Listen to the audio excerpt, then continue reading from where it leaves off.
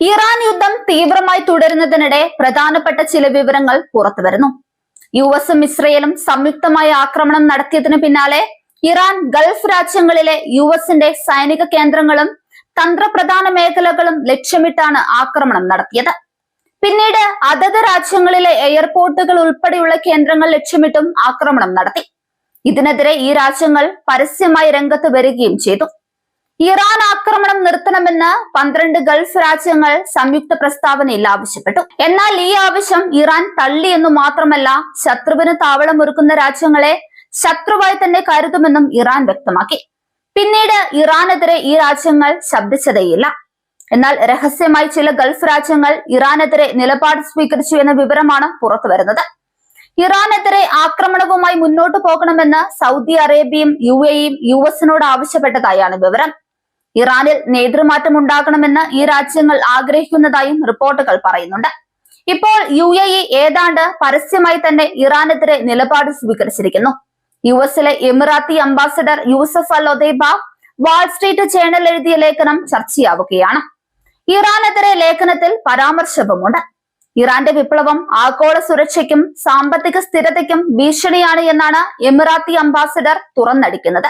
ഏകദേശം 50 വർഷമായി UAEക്ക് അറിയാവുന്ന കാര്യം കഴിഞ്ഞ 3.5 ആഴ്ചത്തെ യുദ്ധം സ്ഥിരീകരിച്ചുവെന്നും അദ്ദേഹം തുറന്നടിക്കുന്നുണ്ട്. ഇറാന്റെ തെക്കൻ തീരത്തിന് സമീപം സ്ഥിതി ചെയ്യുന്ന രാജ്യമാണ് UAE. ഇസ്രയേലിനേക്കാൾ കൂടുതൽ ഇറാന്റെ ആക്രമണങ്ങളുടെ ആഘാതം ഏറ്റുവാങ്ങിയ രാജ്യം. UAE നയതന്ത്രത്തിലൂടെ യുദ്ധം ഒഴിവാക്കാൻ ശ്രമിച്ചിട്ടും ഇറാൻ ഭരണകൂടം കടുത്ത ശത്രുതയാണ് കാണിക്കുന്നത്. അത് അംഗീകരിക്കാൻ കഴിയില്ലെന്നും ഒദൈബ പറയുന്നുണ്ട്. വെറും വെടിനിർത്തലല്ല വേണ്ടതെന്നാണ് ഒദൈബയുടെ നിലപാട്. ഇറാന്റെ ആണവശേഷികൾ, മിസൈലുകൾ, ഡ്രോണുകൾ, പ്രോക്സി സംഘടനകൾ, അന്താരാഷ്ട്ര കടൽപാതകളുടെ ഉപരോധങ്ങൾ തുടങ്ങി ഇറാനിൽ നിന്നുള്ള മുഴുവൻ ഭീഷണികളെയും അഭിസംബോധന ചെയ്യുന്ന ഒരു പരിഹാരമാണ് വേണ്ടതെന്നും UAE ആവശ്യപ്പെടുന്നു. ഇറാനെതിരെ ഇസ്രയേലിന്റെ നിലപാടിനുള്ള പൂർണ്ണ പിന്തുണയായാണ് UAEയുടെ അഭിപ്രായത്തെ വിലയിരുത്തുന്നത്. അമേരിക്കയെയും യുണൈറ്റഡ് അറബ് എമിറേറ്റ്സിനെയും ആഗോള സമ്പദ് വ്യവസ്ഥയെയും ബന്ദികളാക്കാൻ ഇറാനെ ഞങ്ങൾ അനുവദിക്കില്ല. ഇറാനെ ഒരു സാധാരണ അയൽക്കാരനായി ഞങ്ങൾ ആഗ്രഹിക്കുന്നു. ഇറാന് അയൽക്കാരെ ആക്രമിക്കാനോ അന്താരാഷ്ട്ര ജലാശയങ്ങൾ ഉപരോധിക്കാനോ തീവ്രവാദം കയറ്റുമതി ചെയ്യാനോ ഉള്ള അവകാശമില്ലെന്നും UAE അംബാസഡർ തുറന്നടിക്കുന്നുണ്ട്. ചുറ്റും ഒരു വേലി കെട്ടി പ്രശ്നപരിഹാരത്തിന് ആഗ്രഹിക്കാൻ അത് സാധ്യമാകില്ല. അത് അടുത്ത പ്രതിസന്ധിയായി മാറുമെന്നും ഒതൈബ എഴുതുന്നുണ്ട്. ഇറാനോടുള്ള മറ്റ് ഗൾഫ് രാജ്യങ്ങളുടെ നിലപാടും സമീപനവും ഈ ലേഖനത്തിൽ നിന്ന് വ്യക്തമാണ്. ഇറാനിലെ നിലവിലെ നേതൃത്വത്തെ ഭീഷണിയായി ഈ രാജ്യങ്ങൾ കരുതുന്നുമുണ്ട്. ഒരുപക്ഷെ ഇറാനും ഇത് മനസ്സിലാകുന്നുണ്ടാവും. അതുകൊണ്ടാണ് യുഎസിനെയോ ഇസ്രയേലിനെയോ ലക്ഷ്യമിടുന്നതിനേക്കാൾ ശക്തമായ ആക്രമണം ഗൾഫ് രാജ്യങ്ങൾക്ക് നേരെ നടത്തുന്നത്.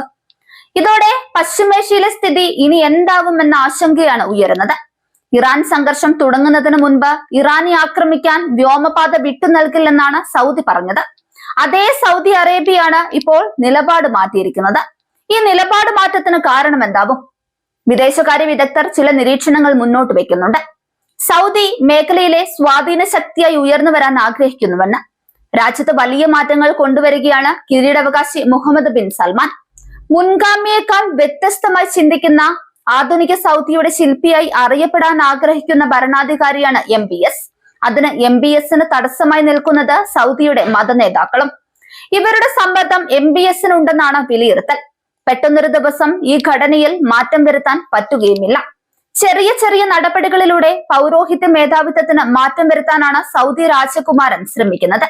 ചിന്തിക്കാൻ കഴിയുന്നതിനും അപ്പുറമുള്ള പരിഷ്കാരങ്ങളാണ് MBS സൗദിയിൽ കൊണ്ടുവരുന്നത്. ഇറാനെ നിയന്ത്രിക്കുന്നത് മതനേതൃത്വമാണ്. ഇറാനിലെ ഈ മതനേതൃത്വത്തെ ഇല്ലാതാക്കിയാൽ മേഖലയിൽ വലിയ മാറ്റമുണ്ടാകുമെന്നാണ് MBS കരുതുന്നത്. നേരിട്ട് ഇറാനെതിരെ നീങ്ങാൻ സൗദിക്ക് പറ്റില്ല. US ഇസ്രയേൽ ആക്രമണം ഇറാനിലെ ഭരണ നേതൃത്വത്തെ ഇല്ലാതാക്കുമെങ്കിൽ അത് തന്റെ ലക്ഷ്യത്തിന് സഹായകമാകുമെന്നും MBS കരുതുന്നുണ്ട്. ഇതാണ് സൗദിയുടെ നിലപാട് മാറ്റത്തിന് കാരണമെന്നാണ് വിദഗ്ധരുടെ വിലയിരുത്തൽ. എന്തായാലും ഒരു കാര്യം ഉറപ്പാണ്, പശ്ചിമേഷ്യ അതിനിർണായകമായ ഒരു കാലഘട്ടത്തിലൂടെയാണ് കടന്നു പോകുന്നത്.